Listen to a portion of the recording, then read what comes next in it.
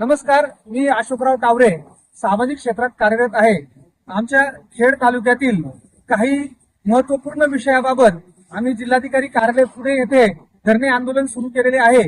आज आपण पाहतो महसूल प्रशासनाला महसूल मंत्र्यांनी निर्देश दिले किंवा शासनाने निर्देश दिले तरी त्याची अंमलबजावणी केली जात नाही, ही एक गंभीर बाब आहे।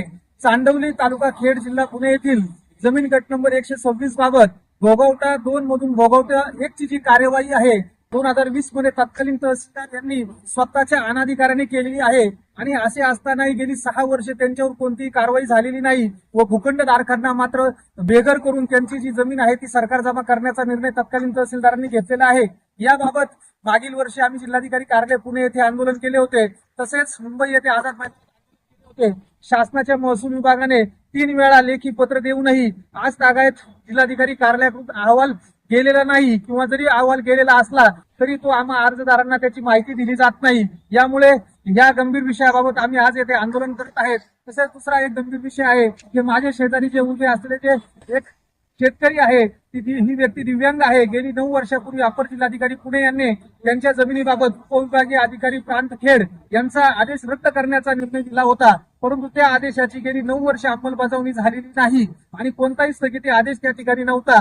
आणि नंतर मागील वर्षी अपर आयुक्त पुणे यांनी त्याबाबत अपर जिल्हाधिकारी पुणे यांचा निकाल जो आहे तो कायम ठेवला आणि त्यानंतर तहसीलदार खेड यांनी याबाबत सुनावणी घेतली आणि सदर सुनावणी सुद्धा नोव्हेंबर 2025 मध्ये संपलेली आहे आणि स्वयंस्पष्ट असे निर्देश असताना सुद्धा तो आदेश तातडीने दिला जावा याबाबत स्वतः बोरकर यांनी पाठपुरावा केला। आम्ही सुद्धा तहसीलदारांना अनेक वेळा भेटलो आणि त्याबाबत तातडीने न्याय दिला जावा अशी आमची आज जिल्हा प्रशासनाकडे मागणी आहे। त्याचप्रमाणे टाकळकरवाडी येथील 155 च्या दुरुस्तीचं एक प्रकरण आहे की त्या ठिकाणी वारसदार चुकीचे दर्शवून त्यांच्या नावाने 14 गुंठे सातबारा त्या दुरुस्तीद्वारे केला आहे।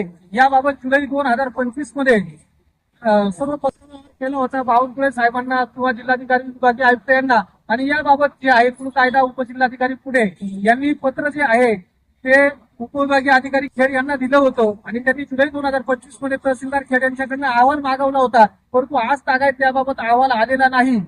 परवाच नामदेव टिळेकर उपजिल्हाधिकारी कुळ कायदा यांनी सुद्धा प्रांत खेड यांना पत्र दिलं आणि तातडीने अहवाल सादर करावा असे निर्देश दिले होते आणि त्या पत्राची प्रत मला सुद्धा दिलेली आहे। त्यामध्ये मग चांडवलीमध्ये विषय असेल किंवा यांचा बोरकर यांचा सायगाव येथील विषय असेल त्या विषयाबाबतही कार्यवाहीचे निर्देश दिलेले आहेत आणि आम्ही आज जिल्हाधिकारी कार्यालयासमोर जे आंदोलन करत आहे त्यामध्ये याच्याबाबत ठोस निर्णय दिला जावा, ठोस लेखी आदेश दिले जावे। तोपर्यंत हे आंदोलन आम्ही मागे घेतलं जाणार नाही। अजूनही काही विषय आहे। उपविभागीय अधिकारी प्रांत खेड यांनी एका विषयामध्ये 2 आदेश दिलेले आहेत, असं एकाच केसमध्ये 2 आदेश देता येत नाही त्याची सुद्धा आमच्याकडे माहिती आहे।